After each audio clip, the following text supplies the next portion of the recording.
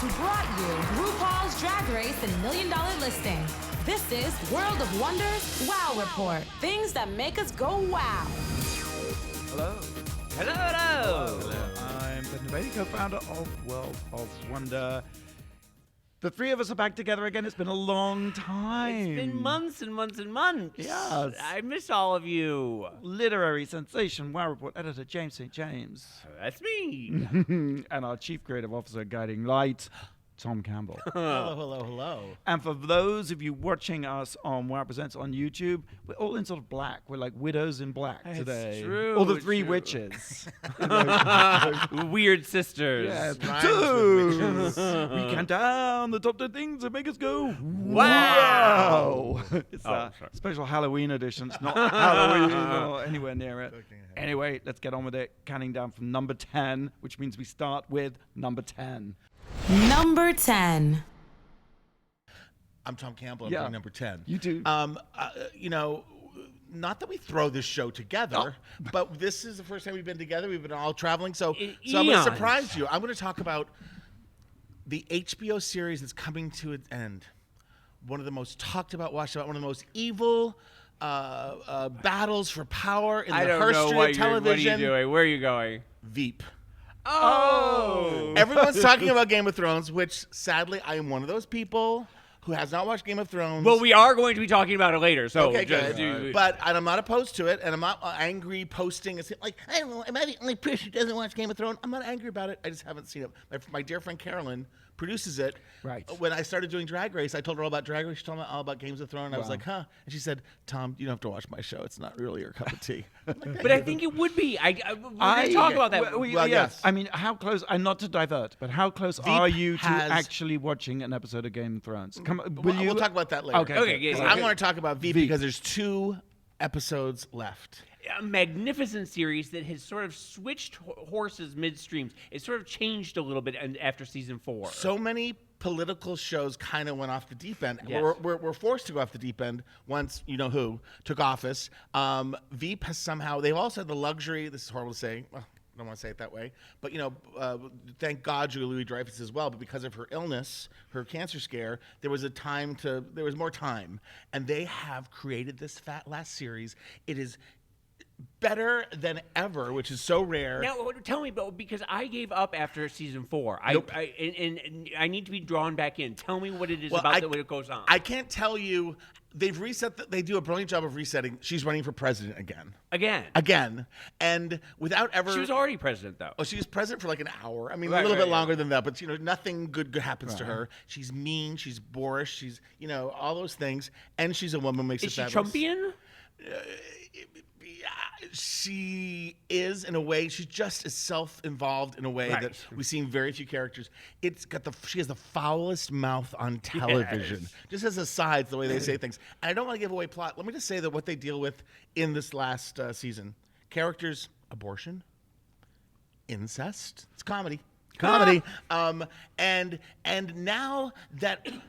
It's impossible to look at politics anyway. Like when I used to watch Scandal, you thought like, what fiction? What if it was like that behind the scenes? Now we know. Mm-hmm. And so they do it and they're able to parody it. People blow up and die. It has not jumped the shark. It's just And is it- delicious. Is it okay to do parody in these dark times? Is there anything left to parody when the But world what else are you itself going is to a parody? do? What else are you going to do? But I mean, Trump himself is such a parody of a president. I mean, how can you parody what is going on in the world right They're now? making fun of the Clinton Foundation. They're making fun of Trump. They're making fun, but without creating those characters. Each of the characters kind of embodies some scandal that is going on, and it just very few. I'm aware, kind of at home when I laugh. When you're alone, you don't always laugh. Right.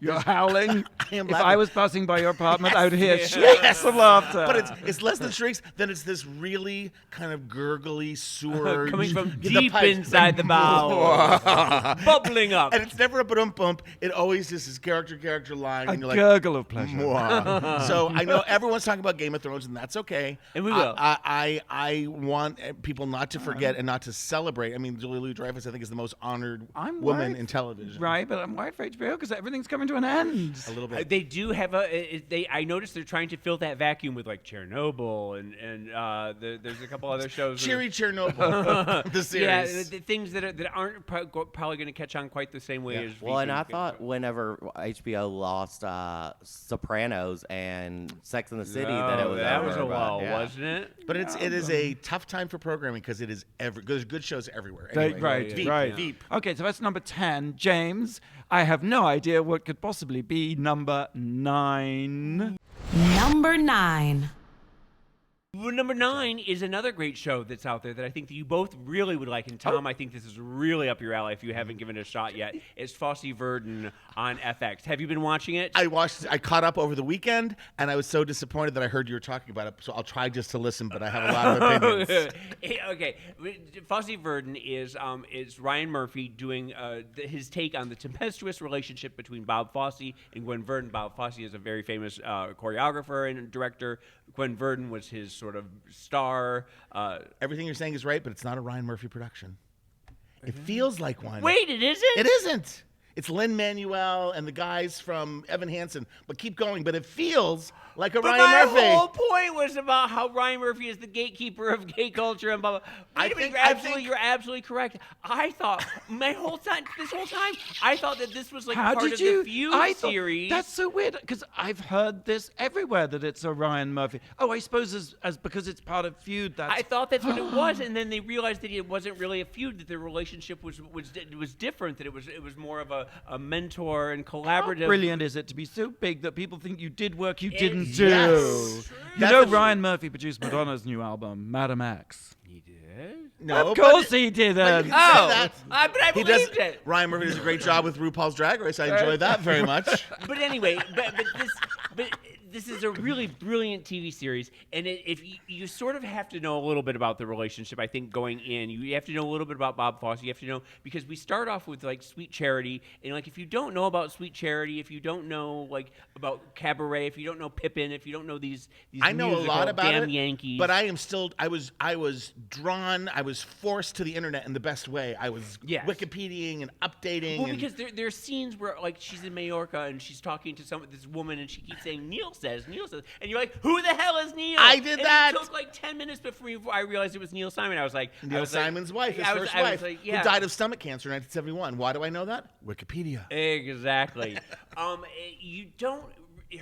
The relationship is basically that Bob Fosse is this tortured genius and he's a womanizer and he's a drug addict and he's a pig and but he's insanely talented and he has this wife Gwen Verdon who is a bombshell and a knockout and so talented And who in the 50s, which it doesn't really touch upon that much, won like 3 Emmys Tonys in a row. As she was the toast of Broadway, the peak of success. And she really knows her stuff. And between the two of them, when they meet, it's just like pow. It's a catalyst and everything.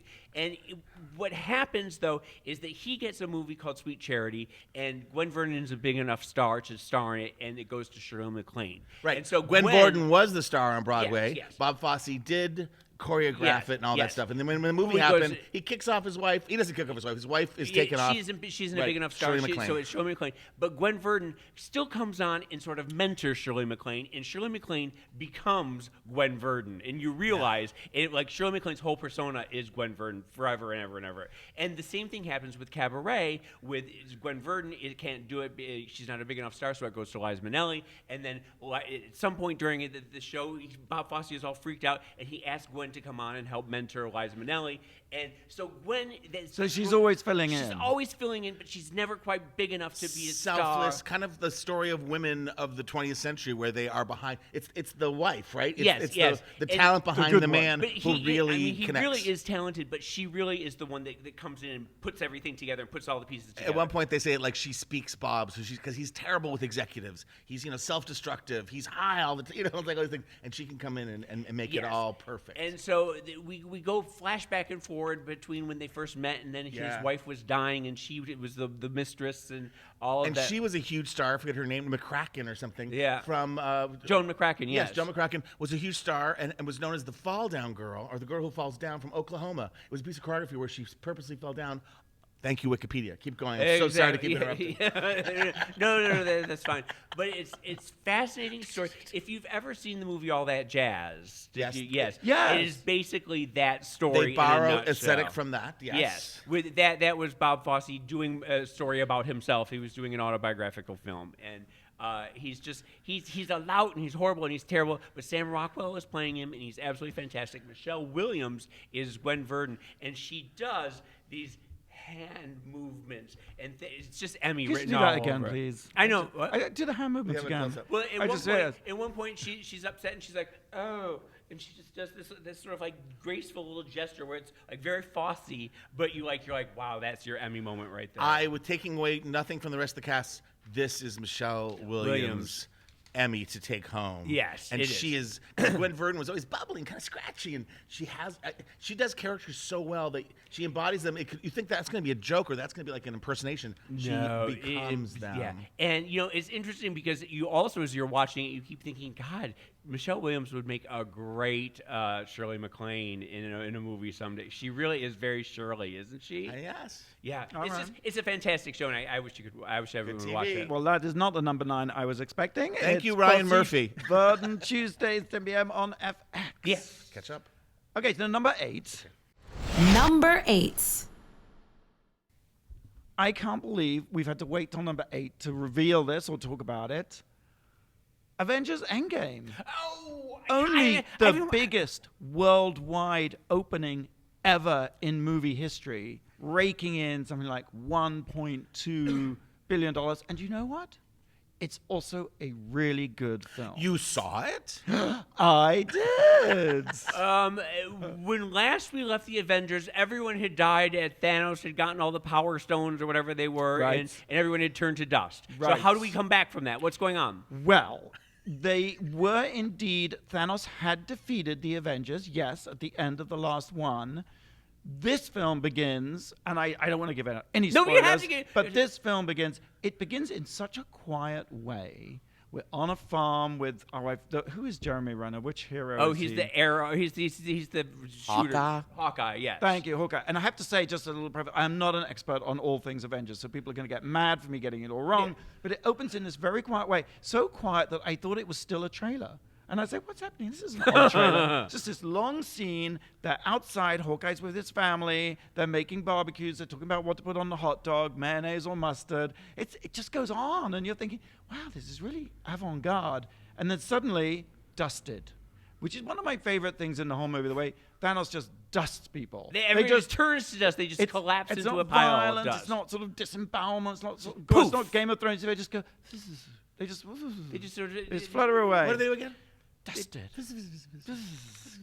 And this, of course, is the epic conclusion of a saga that really began in 2008, 11 years ago, with Iron Man.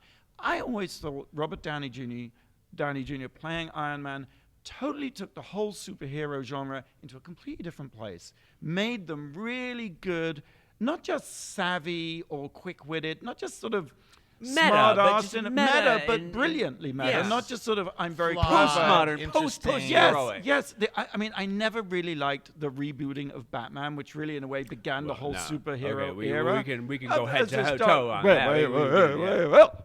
But Tony Stark was just brilliant. It was just so knowing and clever and funny and interesting and also real. It wasn't just sort of superhero. Now, I'm assuming neither of you have seen the film.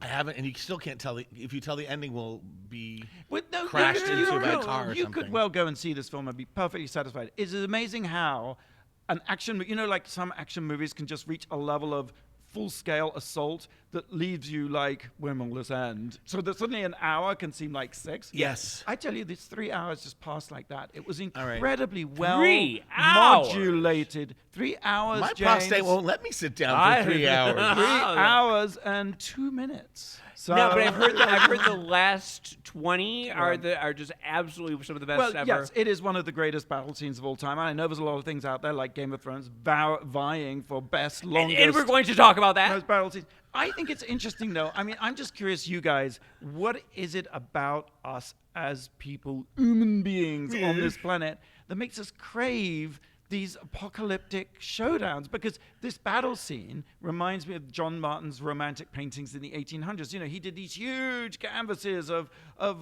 Rape and the end pillage of and- things and little people with Like their Hieronymus rocks. Bosch. That's and this things is like that. excellent comparison. I never would have thought It of. is absolutely that come to life, and you cannot fault it. It is like an epic. Actually, you can't fault it. So it's Is not it- new. It's just just turned state of into the art. this. Is yes. it because we are in such dark times that we want some sort of cathartic big? We want a huge. We want monsters to come in and battle the Trump I administration. don't know, because I think, superheroes in comics, that's how it all began. That's how Marvel began, obviously. And then when Marvel Studios really took back control of the movies, that's when this whole idea, I think, of superhero movies really took off. And I don't know how you explain it, because I feel there was a heyday in the 50s and 60s for comics, and then there was a bit of a lull, and then it feels in the 90s, and this century has always been about superheroes. And what I miss from it is the camp element. And I think that's what's so great about Marvel, is that they bring back that humor. They manage to pack that inherent campiness in. You guys, you really must see that. It is brilliant filmmaking. I am going to see it this weekend based on your recommendation. I will give you one spoiler, that there is a gay character in the movie. Oh, I've heard about this. It's so disappointing. Yes, I've It heard is that. like, it's like, Does don't he go? sell. Does he go? Poof. He's well? like, Is he I a wish poofter? he would go poof, dusted. Sounds a bit like crop dusting or some sort of farting thing, right? What's his But- what's his superpower, if I ask? Well, spoiler alert, he's in a therapy session after a lot of the people are no longer around, and he's talking about going on a date with a man. And the twist is, or the Easter egg, or whatever you want to call it, is that he is one of the directors. Because it's directed by two brothers, which does make sense, because I don't know how one person could direct this 3-hour. And the good news is there will be more Marvel movies. There's going to be a Black Widow solo movie. There's a Black Panther sequel. There's a third So everybody Guardians comes of back the from being Galaxy. dust. I'm not going to tell you what happens. I mean, there are some really interesting surprises. It's really great. Maybe it all takes place in heaven. And then I tell you, what really Panther's in made me heaven. cry is a line from the movie. I heard this line. I just sort of You suddenly cried? started blubbing. Tony Stark says, "The ending is part of the journey." Oh, and that just gets me, because we always talk about journeys, and yet the ending is Yeah, it part is of a part of it. journey. And I suppose as the three of us sit around here, all in our Black Widow outfits, we all know the ending is, the ending is nearer than when we're born. Say like that, right? Dear. Cue Boys to Men, it's so hard to say goodbye to yesterday. After debuting at the Tribeca Film Festival last week, the documentary, produced, Trixie Mattel Moving Parts, will be screening at Frameline Film Festival, San Francisco, Tuesday, That's June always 25th. a fun one. That is a good film festival. I tell you. June 25th? Yes, San Francisco. I tell you, Trixie Mattel is so talented. Such a and superstar. so funny. So charismatic. So it's watchable. Really, Yeah. it's an amazing movie, and it will also make you cry. All right, so we have a question, Blake. I do have a question. Which superhero appeared the most in the 22 Infinity Saga movies? All right, we'll think about that. Oh, okay. So the whole thing, the all 22, is called the All Infinity Saga. Right. And- Which character was in the most of the movies? Okay, got it. You're listening to the Wow Report on Radio Annie, SiriusXM. We'll be right back. You're listening to World of Wonders Wow Report. Welcome back to the Wow Report. I'm Fenton, here with Tom and James St. James and Blake. Can I just tell you a quick story? I was in the airport at Toronto in the magazine shop, candy shop, and someone says, "Are you Fenton Bailey?" Yes, it was one of those sightings. And she said, "I watch the radio show every week. You're God all bless you. God bless Lauren from Fort Lauderdale. Oh, yes. Love her. Thank Hi, Lauren. you." And she said she recognized me from my stripes. Because that's Well, one does have a signature look. You're the Bob Fosse of our group. So the question before the break was, Blake, Yes. Of the 22 Infinity Saga movies, Marvel, which character appears in the most of them? Well, I would have to say probably Iron Man. I have no idea. Someone would say Iron Man. it is Iron Man or Spider-Man. It's Iron Man. He was in 9 of them. Yes, because he's in all. He pops up in Spider-Man. He pops up started, in yeah. all of them. Yeah. Which means if you're Robert Downey Jr., you never have to work again, right? No. He's so hot, God too. bless him. Yeah. I loved him as Chaplin.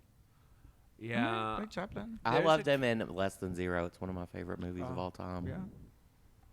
Well, that explains a lot, doesn't it? So what are we doing? We're counting down the top 10 things that make us go, wow. We've done 10, 9, 8, and now that means we're at number 7. Number 7. I want to talk about the 2 Madam X's.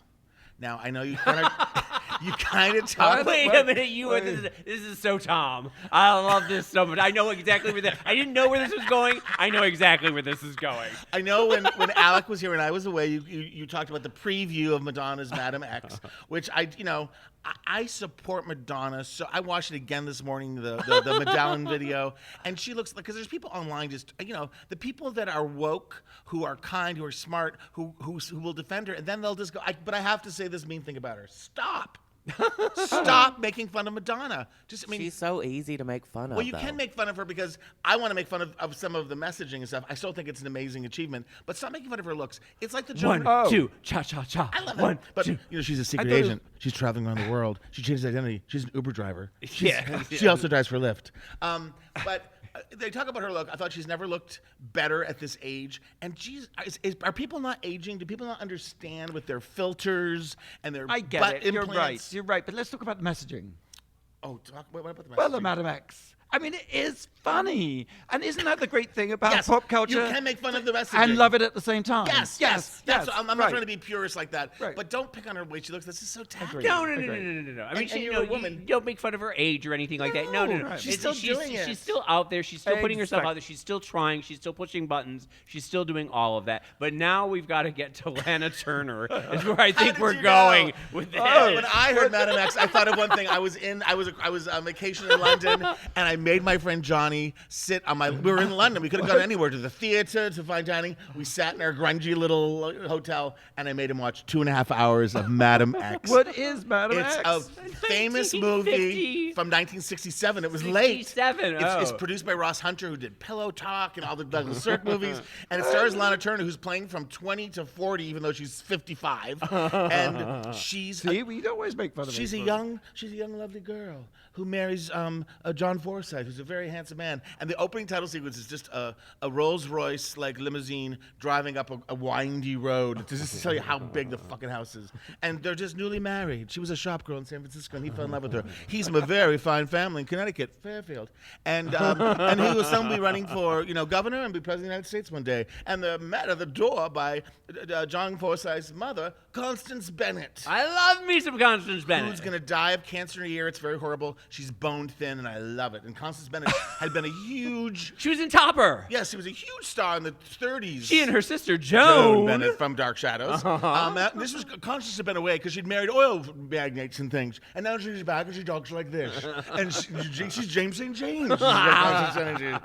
And she pretends, welcome, darling. She goes, Mother, you've redone the bedroom. Yes, it's called Ashes of Roses. I hope you like it. If you don't, we can take it off and change it right away. But then, of course, John Forsythe's busy. Lana Turner is sad. John Forsythe, of course, it was on Dynasty, Yes, and he was Charlie on Charlie's hot. Angels. Right. And so Father Knows Best. Lana Turner isn't used to this life of being kind of a politician's widow, thing. Right. So she starts taking up with, but she's still being forced to go on the social scene in Fairfield, Connecticut. And so handsome bachelor Ricardo Montalban takes her out dancing. And they don't have sex, but they wear lots of fancy clothes, and you get the intimation that they're having sex. And then she decides she has to break it off. So she goes to his apartment, and accidentally he falls down the stairs and dies. And Which is sort of, because wasn't she, Lana Turner is still in the middle of the scandal of the Johnny Stompanato. I think it's 10 years after that. Oh, it's 10 years, okay. But it still plays all that. People still, yeah. And she left, because the camera tells, she left her chiffon scarf. Oh, a clue. She runs home. And then only Constance Bennett is there. And Constance Bennett goes, what's this? And she's holding the chiffon. She was having her followed. So they make a deal that you have to leave. The scandal is too big. We'll never wash it. Everything. So Constance Bennett calculates her death. And Lana Turner becomes Madam X. And she lives in Europe, and she gets drunk, and time goes on, and drinking. Oh, that's sort of the Ann Woodward scandal in New York, which was a real scandal in which the woman accidentally killed her lover and then was kicked out of society and went off to Europe and was a lush. Yes. And she drinks absinthe, which makes her crazy. Oh my God, I'm running out of time. But I feel I need to spoil the entire movie.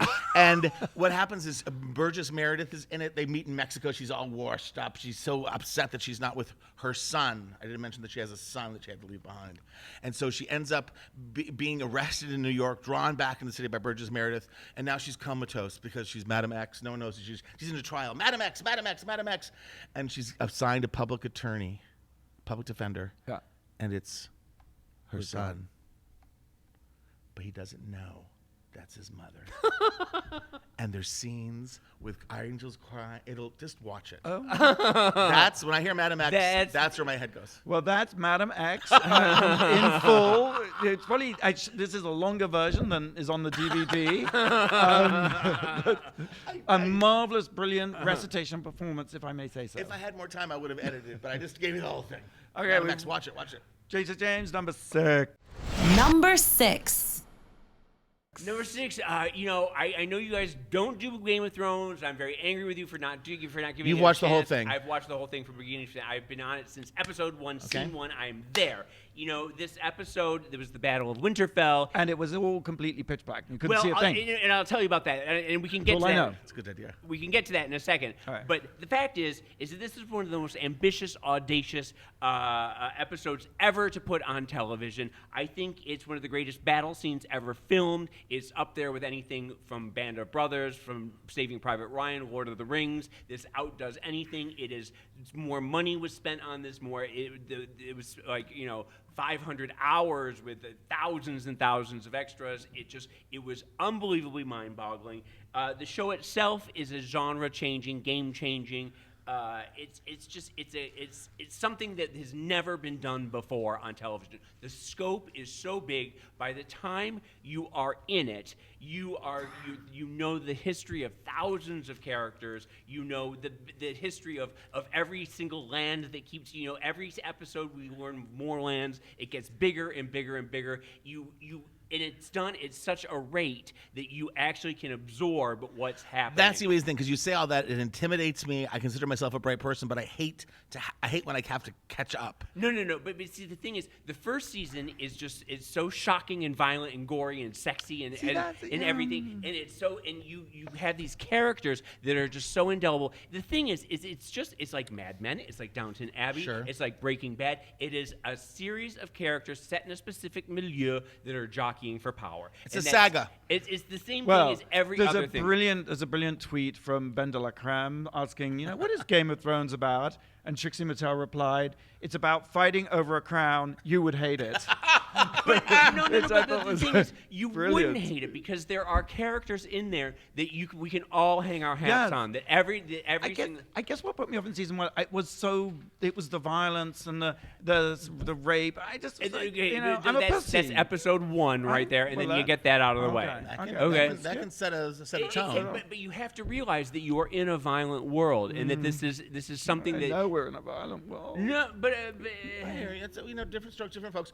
But anyway, I do want to say something about people complaining about the night, how it was all filmed at night. Right. And the fact of the matter is that for 6 seasons now, we have George R.R. Martin set up the fact that winter is coming, and that when winter comes, it is 10 years of darkness, and that you are fighting the night, someone called the Night King. So there was no way for the cinematographer, for the director, for the screenwriter to get out of the fact that you're going to have a battle at night. So the fact that there was a battle at nighttime, everyone's like, it was too dark, we couldn't see what was going on. Well, but for 6 seasons, you've known this was fucking coming, and now it's here. I know winter was coming. Even I know winter was coming. And when winter comes, it is 10 years of darkness. Okay. And then that's when the White Walkers come in, and it says... Because I do love things filmed in snow and winter. I like and winter. A lot of Bond films are set in the snow. Did you notice that?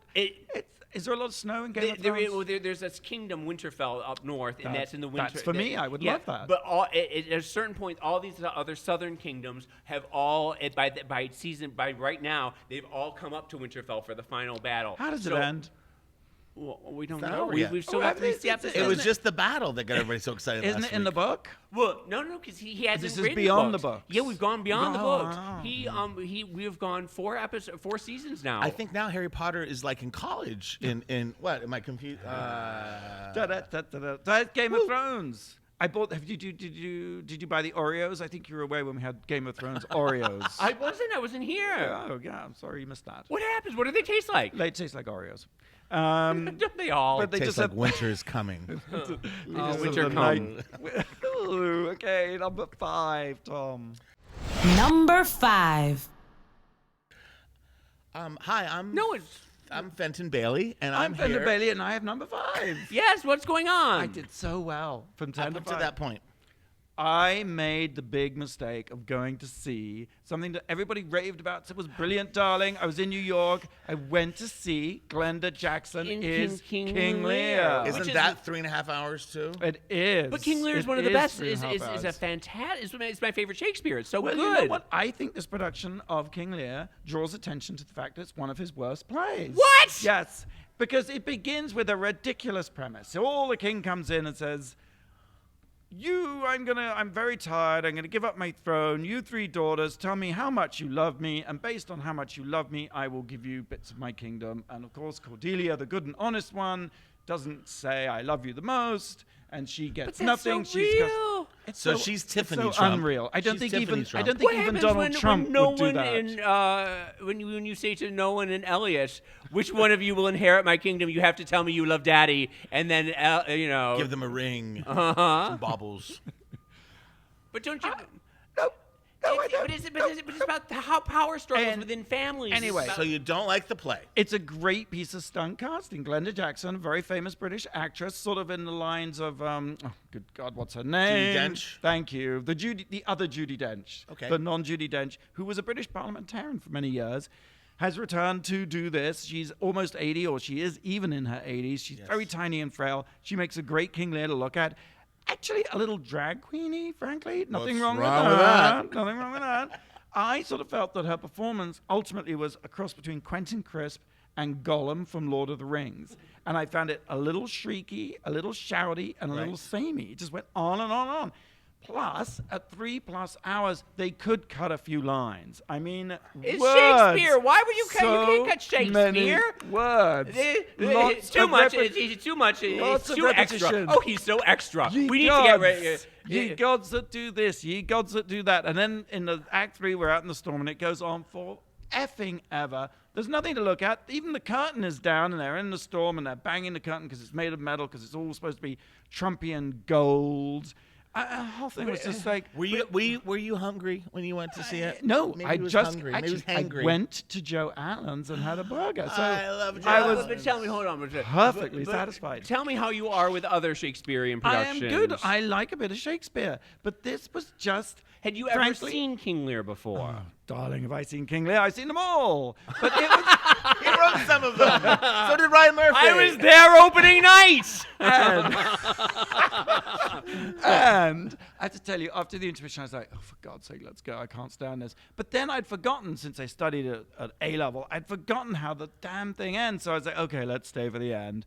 And really, the ending is the most ridiculous, rubbish thing you ever did see. And everybody just is basically killing themselves. Spoiler alert. But you have daddy issues. I don't understand why you don't understand why you can't get into this.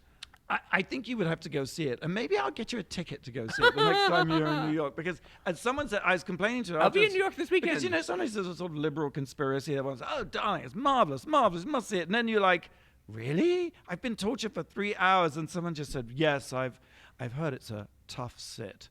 And this was a tough sit, was she unlike nominated? Endgame. Did she get She was nominated She was for Tony. nominated. Yeah, Okay. yeah, she's brilliant. It's Is she amazing. going to win? That's the buzz right now.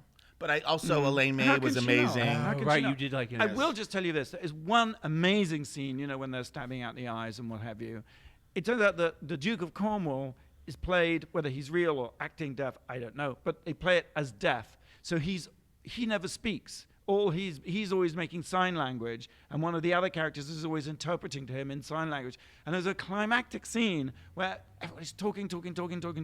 But in this climactic scene where they stab out Gloucester's eyes, it's all done with sign language. I have to tell you, it was just a welcome respite from all the talking. From all that Shakespearean But it was just a blithering. stunning thing. Yes, from all exactly. that All right. silly, nonsensical Shakespeare. Go see it for yourself. Glenda Jackson playing King Lear and King Lear at the Court Theatre in Manhattan until July 7th. Well, I am just disappointed that you were disappointed. Coming up Memorial Day weekend, RuPaul's DragCon LA, James. Get your tickets. 3 days, May 24th, 25th, 26th. I just got my T-shirts today. Memorial Day weekend. Oh, you've got to see the plates. The DragCon I plates have this seen year. very Versace, so fabulous. Totally Versace. Gorgeous, gorgeous, Off the gorgeous, chart. gorgeous. Who Get designed them? Lakeith. Oh, she did such a great job. Amazing. RuPaulsDragCon.com. That's where you can get your tickets. We have a question because we've got to take a break. I do have a question. We talked about Madonna earlier, and everyone knows she was in her first band was called The Breakfast Club, right? Sure. Who was a later? Which American Idol judge was a later member of that band, The Breakfast Club? Okay. Okay. You're listening to Wow Report on Radio Andy, SiriusXM. I just had to process that. I was thinking about The Breakfast Club. I was thinking the movie. It was actually the band. That's what the break's for. I know. We'll be right back after the break. You're listening to World of Wonders Wow Report. Welcome back to the Wow Report, our countdown of the top 10 things of the week that made us go, Wow! Fenton Bailey here with James St. James, Tom Campbell, Blake Jacobs. Hi. And what was the question? I asked. Madonna was in a band called The Breakfast Club when she very first started in the 80s. And which American Idol judge later joined The Breakfast Club? I want to say it's Randy Jackson. That feels like the right era to me. I'm going to say Paula Abdul. Okay. No, it's a producer who produced... Nigel Lithgow. The guy who produced Get Into the Groove and wrote songs. Robbie Kilgore, no. Jelly Bean Benitez? It was Randy Jackson. Oh. Randy? After all that. Calm me down. Only when I'm dancing can I feel this free. Making that up. Okay. Number 4, Tom. Number 4.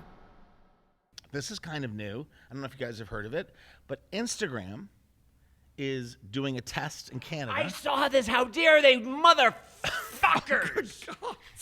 I'm terribly sorry. This ruins everything. Let me get the topic sentence out. Sorry. Where you aren't going to be able to see likes anymore. What? That's the whole point of Instagram. I kind of think so too. But they're saying, which is very confusing, I'm still processing this because it's a little bit of math. You can see your own likes. Yeah, that's all we care but about. You can't right? see other people's likes. No, but that's how you base on whether somebody is popular or not. Totally. There's so many shirtless guys to follow on Instagram. I want to follow the ones that have 50,000 or more followers. How will I know if this avocado piece of toast is up to snuff? Here's the other thing, and I'm sure they're thinking about all this, but like also people make a living exactly based on the social interconnection. The makeup but artist. look, we don't Chrissy want... Teigen gets money because X amount of people like her posts. But we don't want to end up in the China syndrome where they now have social ratings based on how popular you are online. That affects your citizenship. It's like that episode of Black Mirror. Exactly. Yes, They're trying to stave off the apocalypse. I think what they were trying to do was it's about your self-esteem, and people were having, people were committing suicide because they weren't getting enough likes. That's no fun. And they're saying specifically to young people and teenagers, I don't know. I'm sure, we all adapt and we all grow skin. When I was a kid, I always said, watching TV was going to make me go blind and be an idiot. And, well, I can see. But I can't imagine Instagram and social media being a teenager, being at home in 8th grade and seeing that everybody's out having fun and you're not. It is true. But so it is bad. I kind of wonder, they want to make it less pressurized. But I don't know. I don't know if that works, and I don't know that... we can't put the genie back in the bottle. We can't unsqueeze the toothpaste. And, it's out there. It's done. And Instagram's owned by Facebook. There's a lot of bad publicity. We hate us some Facebook. Is this kind of attention grabbing? We're trying to fix the problem. We're trying to put some of Pandora's box back in. Sure, No. So it's kind of good publicity during a very rough time now. And you feel like it's Mark Zuckerberg tap dancing as fast as he can, trying to solve all the PR problems that he's having. Right, exactly. And I think it's a bad fix. I think it's a hot take. It isn't part of, it's full of flaws, but isn't part of the social media and the internet is everything is transparent. Yes. So now we can't know. So now it's very weird. They think people will post more interesting things, but there's also going to be a reskinning of Facebook. Messenger is going to be available on your laptop. I don't trust them. I don't trust them either. On that we can agree. Yes. Do you still use Facebook, James? Well, I have to as part of World of Wonders. Great. Outreach to senior citizens like me. But I personally do not use it. No, I hate it. Yeah. I've always hated it. I've never liked Facebook. I've always been an Instagram and Twitter person. It's become my Trump repository as well. I post everything about Trump. I pretty much only do Facebook, which is weird, I guess. I never got onto the Instagram thing, because Facebook does what Instagram and Twitter do. But words and pictures. But they're horrible, horrible, horrible people, and we shouldn't support them. Well, All right, okay. on that note. All right, James, number 3. Number 3. Ghost? What is happening to you? Oh, It's no, like- it's Scooby-Doo. Ghost? Simon Cowell has just moved into a $15 million mansion in the UK. Speaking of and American it's- Idol judges. Yes, and it's haunted by a ghost, by a gay ghost. Apparently, it's haunted by the ghost of Antonius, who was a gay Roman. How do we know this? Well, I'll tell you how, because anyway, but let me get it. Antonius, first of all, was the gay lover of Hadrian. Hadrian, yes. Yes, who was who built Emperor Hadrian, who built tons and tons and tons of statues to his lover Antonius. Yeah, and Antonius, I guess. Antonius, From pardon-moi. 117 to 138 is when he ruled. What happened was the previous owner. Hadrian's Wall. That's what he's famous Yes, for. Built yes. a wall. The previous owners of this mansion was Christian Levitt, who had a statue of Antonius brought to him in 2014. And when the statue was brought, it unleashed the spirit into the house, and there have been all sorts of bumping and thumping around. But I bet if it's a gay ghost, a lot of bumping. Exactly. And that's all I really wanted to say about this, but I did want to say I want to that, know about sex with the gay ghost. Because why- Antonius was very hot. Or he was very Antonius, yeah. He was supposedly very, very beautiful. How did he meet his end? We don't know. It was he died. He was murdered. They think he was by Wasn't other he members on a of the gay empire. cruise? Yes, he was. He was going down the Nile. In fact, he really was. He was on a cruise down the Nile, and he was murdered by other members of Parliament or something. I like thought that. it was just off of Miami. I thought it was like a white party induced death. No. But I did want to say that Well- I have you ever lived in a house that's haunted? Because I have, and I was going to tell a story about that. Please, I have not. Please do Have tell. you ever lived? I'm too self-absorbed to notice the ghosts. Oh. I'm sure they're there. Now, when I can't believe Fenton's house isn't that's haunted what I because was it saying. was like owned by a medium. Oh. And Patricia Arquette. don't you also? Oh, Isn't right. your bedroom where they're supposed to put the body of Jewish people upon their Oh, burial? the funeral bit. Yeah, the Yeah. funeral room. But wait, Yeah. It probably is haunted. all the castles you lived, the musty old castles in Well, England. at my old boarding school, which was called West Hill Park Prep School, there was one of the he was called Ransom. He was supposed to be headless, and he haunted and walked the dormitories at night. There you go. But then it was exposed as William Wade Shufflebottom was a boy who was dressing up with a sheet. Shufflebottom? That was his That's real name. hot. I You got a new know. Instagram handle. Shufflebottom. Anyway, James, I don't want to steal Yeah. from your story. When I was growing up, we had a ranch up in North Florida in a place called Mariana, and it was at the end of Bellamy Road, okay? And you would go down Bellamy Road. It was a dirt road, and it was all canopy. It was very scary looking, right? And at the very end of the road was Bellamy Bridge, and they tell you, the legend was that 100 years ago, old Mrs. Bellamy got married late in life. She was an old woman, and she was wearing her wedding gown, and will you stop that?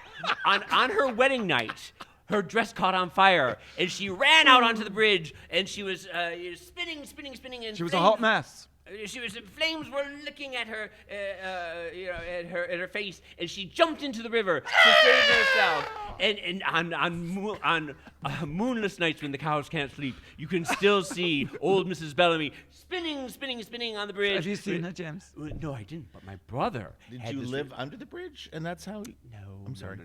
We lived on the ranch, and the way the ranch was set up was there was a gate, right, and then you had to open the gate and then drive in and then close the gate, and then you drove up a mile to the house. So there was another gate with a Keep house. the right. common people Right. out. And at nighttime they would lock the gate up with a chain. And one night, my brother, when he was 19, he went out carousing and drinking in town, and he got back too late, and they had already locked the chain up with the gate. So he had to get out of his car and jump the fence and walk the mile up the dirt road to the house. And it was a moonless night, and it was one of the darkest nights he'd ever seen. He couldn't see his hand in front of his face, and he felt there was breathing on his neck, and he was terrified. And he kept walking and walking. He would run, and he ran all the way to the house. And then the next day, he went back to the gate when it was unlocked to get the car, and he saw 2 sets of footprints. Ooh. Well, for Someone was following him. Someone was there. It was a ghost. It was the ghost of Mrs. Bellamy. you are listening to the Wow Report on Radio Andy, SiriusXM, and James just told us a ghost story. Yeah, that's right. Number 2. Number 2. Actually, this relates. Yeah. Humanure. Oh, I don't know about this. Is this manure from human feces? Well, look, here's the thing. Is that what they're talking about? We are facing a death boom. Between, I think, 1 million more Americans are projected to die in 2037 than in 2015. And recently, the problem with burial is you embalm the bodies with toxic solutions. You put them in an expensive cabinet, and then you stick them in a piece of ground. Makes no sense. Right? With And the- then they cremate. Wait, is this the thing with the trees and the tree? Well, grows no, out not or great. Here's the thing. The average cremated body emits roughly 40 pounds of carbon and requires 30 gallons of fuel to burn. So cremating is not a good thing either with global warming. And this is why, and this is where the solution comes in. A new company called Recompose. At recompose.life. I feel better already. I'm recomposed. Now, the aptly named creator of this company is called Katrine Spade. I thought it was rather appropriate for a burial decomposition spade. Get it? Spade, digging the ground. I dig it. She says, it is actually the same process happening on the forest floor as leaf litter. Chipmunks and tree branches decompose and turn into topsoil, and that is what you get for Wait, so we're just going to toss you out into a meadow somewhere and let you decompose? It gets better. They Forgive put me, you- I can't imagine James St. James's top soil. Thank you, Glenn. I have no idea, by the way. Wait, no, but it is.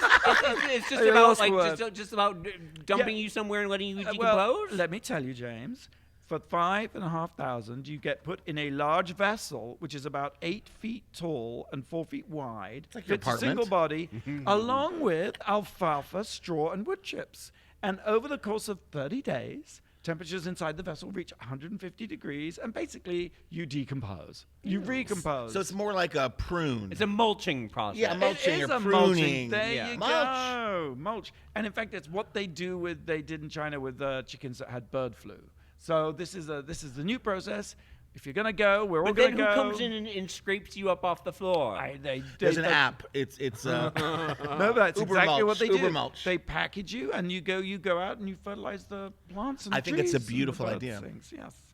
What are you going to do with yourself when you're done?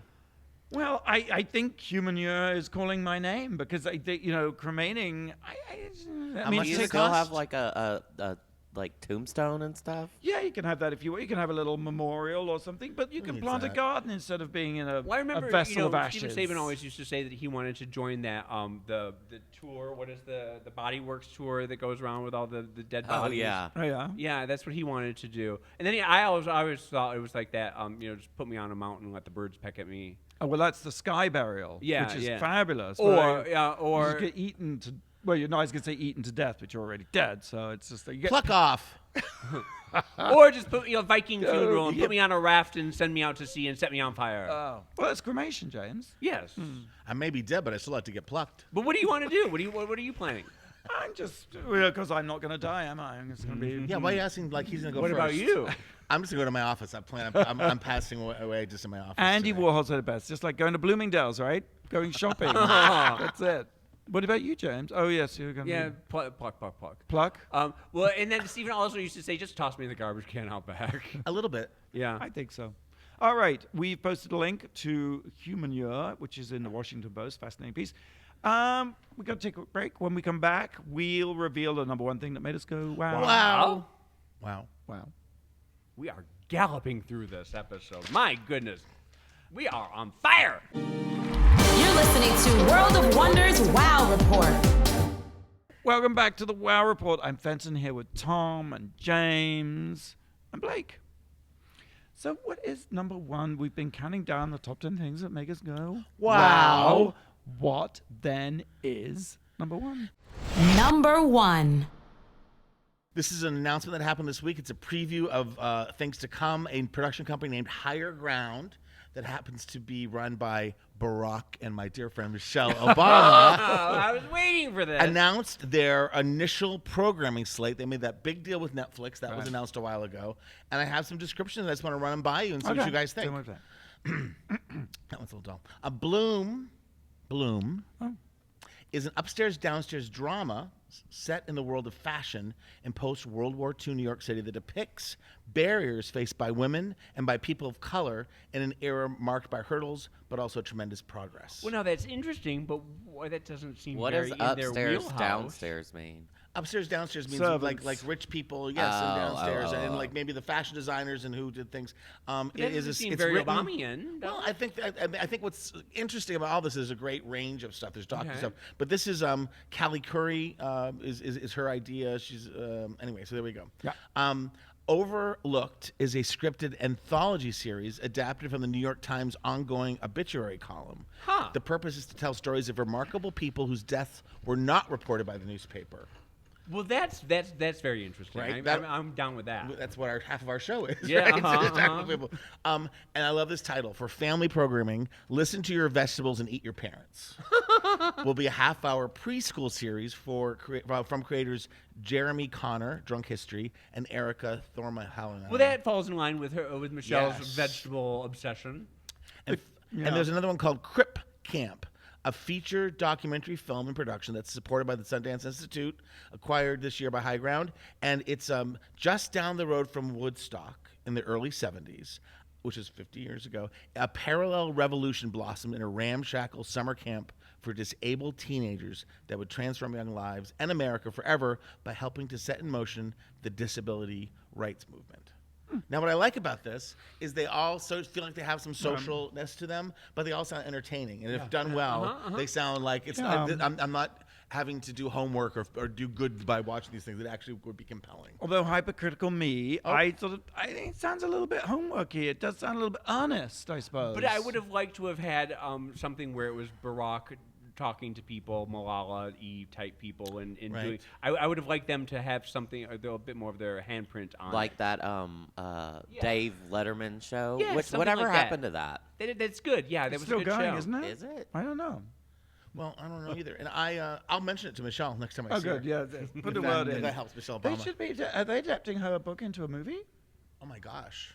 Boy, you would think so. My Right. goodness, Great idea. that's a no-brainer. Would you Maybe- be in it? Maybe I would I would absolutely be in it. And I think Ryan Murphy would be an amazing director for Yes, that. or Lin-Manuel Miranda. All of them. All of us. RuPaul's Drag Race, Thursdays, 9 p.m. on VH1. Stay for Untucked immediately following the show. And guys, come see us at the fabulous World of Wonder store.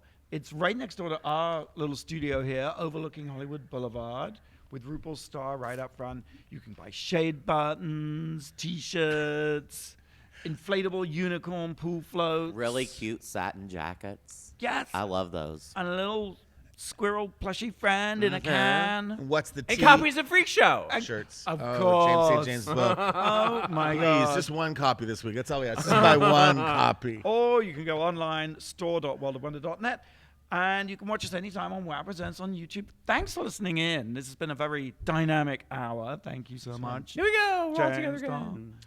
Same time, same place next week. Yeah. Until then, go out and do something that makes the world go Wow.